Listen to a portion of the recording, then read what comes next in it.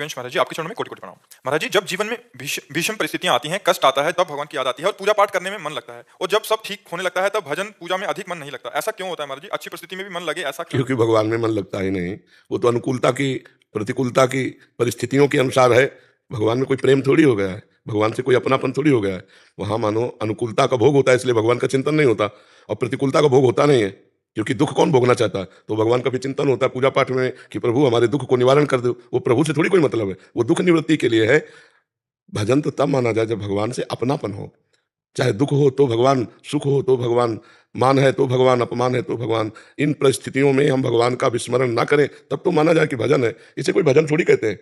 वो तो प्रतिकूलता की निवृत्ति के लिए भगवान से पुकार हो रही है। अनुकूलता आया तो उसका भोग हो रहा है, प्रतिकूलता तो भोग से बचना है, इसलिए भगवान से प्रार्थना करते हैं, इसलिए भगवान का सुमिरन करते हैं कि प्रतिकूलता हट जाए। उसे भजन थोड़ी कहते हैं। भजन का मतलब है तदर्पिता अखिलाचारिता तद विस्मरणेन परम व्याकुलते, देवर्षि नारद जी कहते हैं। समस्त आचरण भगवान को समर्पित है। जरा सा विस्मरण होने पर प्राण व्याकुल हो गए भगवान के लिए, उसे भजन कहते हैं। अव्यावृत भजनात्, अखंड भजन, तैल धारावत भजन। तो हमें लगता है कि थोड़ा सुधार किया जाए अपने जीवन में। भगवान जब अनुकूलता दें तो उनका दुलार देखो, और जब प्रतिकूलता दें तो उनकी कृपा देखो, और खूब नाम जप करो। अगर अनुकूलता का भोग करोगे, प्रतिकूलता में भगवान का स्मरण करोगे, तो रंग नहीं आएगा, हृदय में प्रेम नहीं आएगा, और प्रेम बिना मनुष्य जीवन का कोई सार नहीं है। सो सब धर्म कर्म जर जाऊ, जहाँ न राम पद पंकज भाऊ, जोग कुजोग ज्ञान अज्ञानू, जहाँ नहीं राम प्रेम परधानु। प्रेम ही जीवन का सार है। जान ले सो जानने हारा। अगर प्रेम नहीं है तो फिर कुछ नहीं है। प्रेम सर्वोपरि वस्तु है। मिले न रघुपति बिन अनुरागा, किए कोटि जप जोग विरागा। भगवान अनुराग प्रेम, प्रेम ते प्रगट होए मैं जाना। हर व्यापक सर्वत्र समाना, पर प्रेम ते प्रगट होए मैं जाना। इसलिए प्रेम प्राप्ति का उपाय करो, खूब नाम जप करो, हर परिस्थिति में नाम जप करो, तब तो भजन माना जाएगा। ये इसे भजन नहीं कहते।